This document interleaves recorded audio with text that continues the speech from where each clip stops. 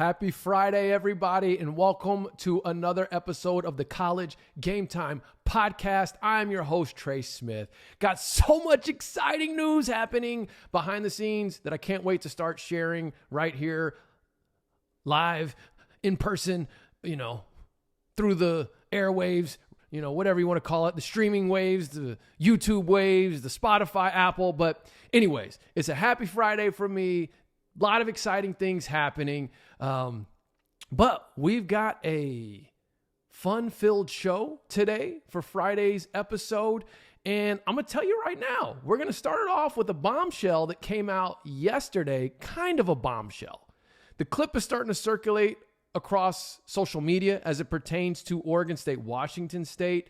But I'm going to give you some things to just be mindful of as it pertains to the clip. I'm going to play the clip for you, and then we're going to talk about it. I also want to get into the linear coverage. I told you I was going to tell you that every week, and now as we're getting, more and more into conference play, we're going to continue to look at who's getting the most linear coverage out of the G5 conferences, and then going to look at week 5. Also got to talk a little bit about that drubbing last night that Tulsa gave Temple. So before we get into all of it, you know what to do. If you're watching on YouTube, like, subscribe, comment at the end, share it with a friend. If you're listening on one of the streaming platforms, Apple Podcasts, Spotify, I would greatly, greatly appreciate if you would right now, as you're listening, just click 5 stars. And then if you feel compelled, leave me a positive review. Even if you don't listen on one of those platforms, you're watching on YouTube. If you've got your phone with you and you're not watching this already on your phone, go ahead and pull up your Apple Podcasts or your Spotify, type in College GameTime Podcast, give me a 5-star review, and I'd greatly appreciate it. Okay, that's enough of that. Let's get to it. So I'm coming right out of the gates with this clip that was said by former Colorado Buffalo Matt McChesney. Matt McChesney, he is a skills trainer now. I think it's called 06 Academy. So he trains a lot of high school athletes, Division I athletes, things of that nature. A lot of the kids that he trains get Division I offers. And so he makes a comment about what some of the kids that he trains who are being recruited by Washington State and Oregon State are saying. And if you haven't heard this yet, listen, I apologize. I only have the audio. I don't have the video right now. So I'm just going to play you the audio. It is from, I think, the Denver Live podcast, DNVR. But this is Matt McChesney. And here you go. I will say this. I've got 2 guys offered by Washington State and 1 committed. And they are telling them that they're going to the Big 12. So you heard him straight up. He said he's got 2 guys that are getting recruited by Oregon State, Washington State, and that the coaches from those staffs are telling recruits they're going to the Big 12. Now, obviously you want to take it with a grain of salt, right? Because this is coming from someone who trains and it's the source. It's like secondhand information from high school kids. But it does remind me of something else similar to this that we heard earlier this summer. So before I get there, let me say this. One, as I've been saying since September 15th, I've been saying it longer than this, but September 13th, so 2.5 weeks ago, right here on this show, I made a case for why I believed the Power 5 conferences would come back into the fold for Oregon State and Washington State. In fact, I'm still getting comments on that video of people who are either agreeing with me or disagreeing with me. Okay? And then on the 15th, I cut the clip, and on the clip, it's got like 10,000 views right now on TikTok. It's got, I don't know how many on YouTube Shorts or Twitter, but basically it's the one where I have Washington State's logo, Oregon State's logo with the Big 12 logo right there in the middle, the new Big 12 logo. Point being is this is not surprising to me. I fully expect a Power 5 conference to invite Oregon State and Washington State. It's a matter of when, not if. This does further validate that point. We've also talked about earlier this week, Immaculate View was on Locked On Big 12 sharing his financial reasons as it pertains to the CFP as to why he thinks there's so many different moving pieces. And I think even on this week's Wednesday show, I gave you the 4 reasons why I think that's going to happen. If you missed that episode, go listen to Wednesday's show, and I give you 4 reasons why I think it's inevitable that a Power 5 comes back into the fold for Oregon State or Washington State. Is it a sure thing? No. But here's where I want to caution you. Just because now we have what seems to be some valid information that recruits are being told by the staffs that they're headed to the Big 12, we heard the same thing this summer from a UConn recruit about the Big 12. Just want to remind you of that. A 4-star quarterback in the state of Texas who is committed, I think he's still committed, but he had committed over the summer to UConn, basically put out there that the UConn staff was talking a lot about the potential move to the Big 12. Now, he didn't say it as directly as what this guy just said, as far as the staff at UConn was saying, oh yeah, we're going to the Big 12, but he did say they were using that a lot in recruiting. So there's a couple of options here. The Washington State, Oregon State staffs could be doing the exact same thing UConn staff was doing with their recruits and just saying, hey, it's likely we're going to make this move. This is likely to happen. And then those recruits are coming back to their skills coach and saying, hey, yeah, they're telling us that they're going to the Big 12, right? Like a bad game of telephone. So I'm not saying we need to take this to the bank, but I do think all things considered, we are moving closer and closer to Oregon State and Washington State getting that Big 12 invite. Once they get that Big 12 invite, that strongly benefits the American Conference the next 2 years because there will be 2 G5 playoff spots in the first 2 expanded playoffs. In fact, it benefits all G5 football, really. We could see the next 2 years an American team and a Mountain West team. Or pick your 2. So anyways, there's also on the realignment front some other ACC smoke that's coming around. I don't want to get too far in the weeds on those rumors just yet. Maybe next week, midweek, I'll see where things are at with the ACC, and then I'll do another show where I kind of just comment on the rumors and kind of give you my 2 cents on how I think things could realistically play out. But I wanted you to hear that Matt McChesney clip, but I also wanted to remind you that UConn, there was the same exact kind of report being put out this summer as it pertains to UConn staff. So take that with a grain of salt, but then also understand from my vantage point, I do think that it's only a matter of time before Oregon State and Washington State get a Power 5 invite. Okay, let's keep the show moving. Linear coverage for Week 5. We are now officially in conference play, not across the board, but we're there for the most part. And as the weeks continue to progress from here, it will be more and more, 100% conference games on the docket. So Week 5 coming in at number 1 in linear coverage is the American Conference with 5 linear games, including the one last night with Tulsa Temple. We have the Mountain West Conference coming in at 2nd with 4. We have the Conference USA coming in at 3rd with 3, but keep in mind all 3 of their games were played last night and tonight. So just throwing that out there. The Sun Belt also has 3, and then the MAC has 2. So that is your linear coverage for the Group of 5 football this week. And now for the remainder of this show, I want to look at Week 5 for the American Conference, starting with this game last night with Tulsa and Temple. OMG. Boy, was I wrong on my prediction of Temple pulling off the upset on Tulsa. Boy, was I wrong on saying this game would be a dogfight and one of the better games of the weekend. Quite frankly, Tulsa came into the game with the mindset and grit that I expected. Temple, on the other hand, they're just not where I thought they were. They're just not. And more specifically, in the trenches. Temple has got to figure this thing out in the trenches, or it's going to be a long season. Tulsa, on the other hand, appears to have found their identity. They're going to hit you in the mouth. They're going to run it downhill. They've got some absolute hosses in that running back room. And then they're going to hit you over the top.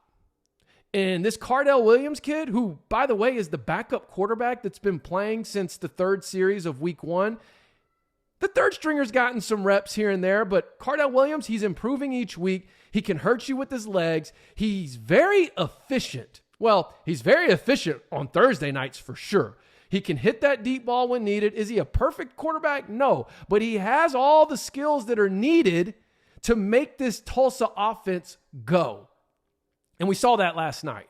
So if Cardell Williams keeps getting more and more confident and this run game continues to improve as the season plays out, I'm just telling you, man, I said it preseason that my two teams that were most likely to have a Tulane-type turnaround, not saying they would, but two that could, I said were Temple and Tulsa. Temple right now, based off how they look in the trenches, they're lucky to get bowl eligible. Hopefully they change my mind.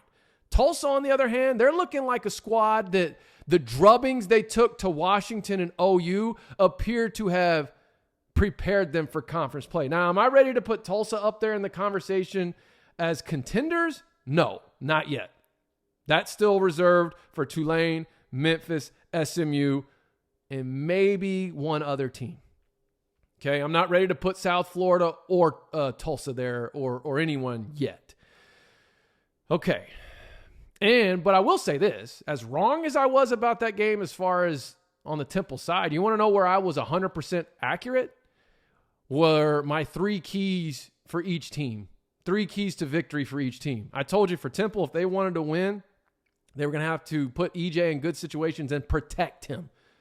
The one series of the game where they protected him, he picked apart the defense, took him all the way down the field, like clockwork. We didn't see that anymore.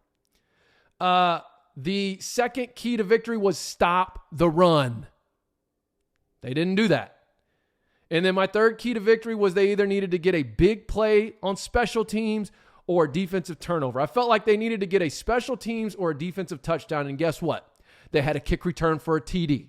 So they actually completed one of my keys to victory. And I feel like if they would have done the other 2, they would have won that game. Tulsa, on the other hand, I said, what do they need to do? They need to establish the run, which they did. Then I said they need to take shots for explosive plays, which they did. And then my third one was pressure the quarterback. Apply pressure, blitz. I said it. I said, I'm running stunts. I'm running exotic blitzes. I'm doing whatever I need to do to make that O-line think, confuse them. And quite frankly, a lot of the pressure Tulsa got last night didn't even come off of pressure. It just came off of base defense. But getting after E.J. Warner, which Tulsa did all 3 of those, and as a result, they won 48-26. All right, moving along. So tomorrow, in the 11 a.m. slate on ESPN2, we've got Tulane and UAB. I think UAB covers, but I think Tulane wins comfortably. Tulane and Michael Pratt. If Michael Pratt just stays healthy, I think this is the team to beat in the American Conference.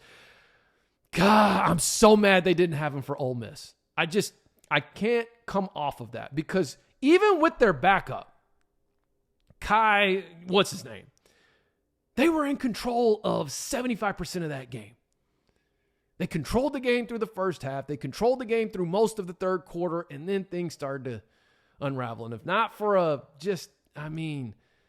the 50-plus yard field goal, there were other opportunities they had, and just the ball didn't go their way. And I'm convinced if they would have had Michael Pratt in that game, they would have beat Ole Miss. They're still a top 20 team. They're a top 20 team right now, maybe higher, and they're cooking.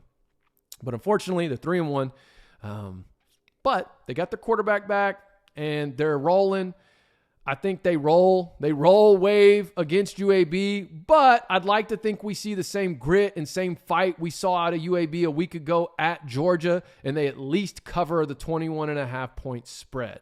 Then in the 2:30 slate on CBS Sports Network, we've got USF Navy. This was my pick to go over this week. The fact that I picked this game to go over probably means it's going to be 17-7 now because that's just how it goes.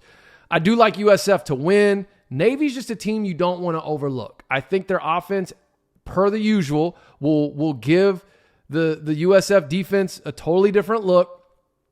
You have 1 week to prepare for it. You know, we've seen a lot of grit. We've seen a lot of relentlessness. We've seen a lot of aggressiveness out of this South Florida defense here lately.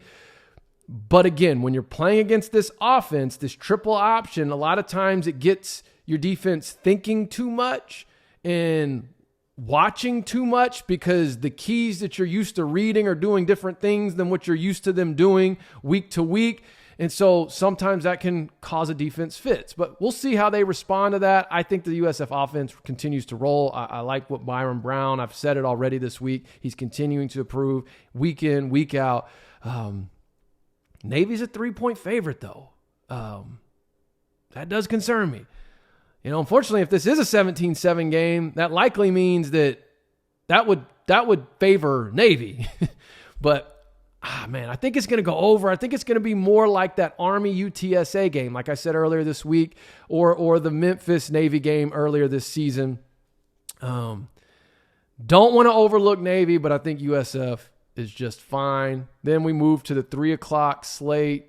And, of course, these times are Central Time that I'm giving you on ESPN2. This is my game of the week, the Mountain West AAC showdown between Boise State and Memphis. I've got Memphis winning this, okay? I think offensively they're going to be fine. The Boise's defense is not any better than what they just saw. I think the Blake Watson show continues to roll. I don't see them having any problems putting points on the board. I think it's going to be a competitive game. I'm not sitting here saying their offense is just going to come out and drop 50 on them, but I think the offense is going to be able to get in rhythm. They're going to be able to put points up. Blake Watson's going to do his thing, and Hennigan's going to be who he is, and that'll be enough against Boise State. Now, here's my concern though for Memphis in this game. Where Boise is tough, Memphis is weak. So it's a tough matchup for Memphis defensively, because Boise State's going to run the ball downhill. Okay, they're going to line up H-backs. They're going to have double tight ends. They're going to have guys pulling across the formation, linemen pulling, running that read option. I mean, very similar, honestly, to what Navy does schematically, just out of the pistol and the spread. So what I believe Memphis has to do defensively is make quarterback Talon Green, Boise's quarterback, beat them with his arm. He's not a very accurate passer, or he hasn't been to this point in the season. And he's not Mike Vick or Lamar Jackson, but he can, make you pay with his legs. He is a threat. And they do run some option, but man, this Genty kid that Boise has at running back, he's been balling. He went off for San Diego State last week, and they have a really good run scheme. They just flat out do. And I'm curious to see how Memphis stacks up against this running game, this rushing attack that Boise State has. I think if Memphis were to get upset at home, it'll be because they could not stop the run. But I don't think that's going to happen. I think Memphis gets this win, but it won't be easy. Boise State, they've got a good squad. They've got a couple wins here in a row now. They're starting to get some confidence, and they're finding their identity in that run game. Like I said, Talon Green is a big, long quarterback. He's a threat with his legs. He's not the most accurate passer, though. Not saying he can't throw. Just saying he's not the most accurate. So defensively, I'm looking to make this guy beat me with his arm. Keeping it rolling. Next two are streaming games on ESPN+. We've got ECU at Rice. Rice is favored 3. I've picked Rice in this game. I like them to cover the spread, and that was contingent on JT Daniels playing. It sounds like JT Daniels will be playing. I just don't know that ECU's pass defense will have an answer for Rice's pass offense. Now, if they can get pressure on JT Daniels, he is a little banged up. That could impact things. I don't know that ECU has an answer for Luke McCaffrey. I don't know that ECU has really found their offensive identity yet. From who the quarterback is, what type of team are they? Can they move the ball against quality competition, conference competition. We saw some sparks against App State, but ECU had a defensive touchdown. I think 2 defensive touchdowns in that game. So I think if Rice just takes care of the ball offensively, doesn't turn it over, and they be who they are, I don't see any reason why they don't win this game and cover. But ECU got their first win. They're in the mindset that it's a new season, conference play starting. Who knows? We may see an offensive effort, an offensive output that we haven't seen all season, and that front seven holds strong, and who knows? That would be their chance at pulling off an upset. Then in the 6 p.m. slot, we got UNT and ACU. North Texas coming off their bye week. I expect them to roll in this game. I expect the Chandler-Rogers show to continue. They got the big win against Louisiana Tech, broke the ice. Chandler-Rogers went off. They certainly found their quarterback. Let's see what the defense looks like against what I think is lesser competition. I don't know much about ACU. I know historically they're usually pretty good, but they shouldn't be able to hang with North Texas, I don't think. I know for UNT, a win this weekend would be huge for them because if you look at how they open up conference play, I think they've got Navy and Temple. Those are 2 winnable games for UNT.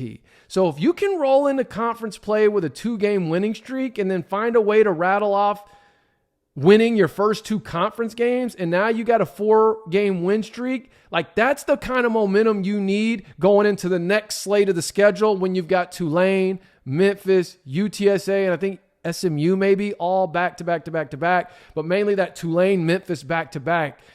That would be huge for North Texas to be riding a 4-game winning streak, 2-game winning streak in conference. But 1 week at a time, take care of business against ACU. Let's see some improvement out of the defense, particularly the front seven. Let's get Chandler-Rogers' confidence continuing to roll. Let's get that offense continuing to find its rhythm.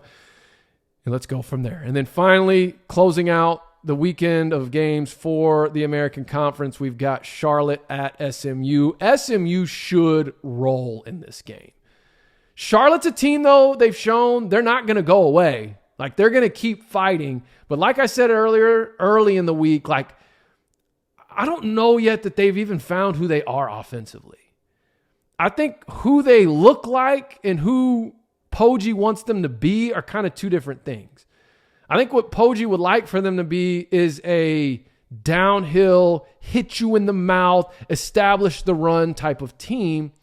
But it seems like what their personnel best lends itself to is being more of a spread you out, run some spread option type of team. I could be wrong on that, but I think SMU, man, like hopefully that TCU debacle was a wake-up call of, oh yeah, we still got to show up and play these games, because I feel like they should have, I don't want to beat the dead horse. I feel like they should have beat TCU, but TCU manhandled them. Hopefully that was a wake-up call for SMU coming into conference play. SMU should roll. SMU should cover. Now, like I said, Charlotte's kind of a pesky team. SMU's a 23.5-point favorite. Charlotte's a pesky team. They're not going to go away. They're not going to make it easy. But we'll see. What SMU team's going to show up? Is it the SMU team that has shown up, against OU and showed up against, particularly in the first half against Louisiana Tech, or is it going to be the SMU that showed up against TCU? Time will tell. But that's our weekend slate. Hope you all enjoy some Saturday football. Hope you enjoyed this episode. I will see you all Monday, unless, of course, something is warranted for an emergency pod over the weekend. Oh, the last thing I'll say before I forget, Army. There was an update on Army. It wasn't really an update, though. It was just an update that was essentially the same as last time, which is they're still trying to cross the T's and dot the I's. I told you weeks ago what the hiccups were. And so I think it's inevitable Army joins the American, but it's going to take them some time to work out these kinks that they have to work out, particularly centered around the Army-Navy game and the current media deal that game has. Branding, conference branding, all that type of stuff. So anyways, that's it for today. See you Monday, unless we have an emergency situation over the weekend. Enjoy your football tomorrow. Have a great weekend. That's it for me, Trey Smith, College Game Time.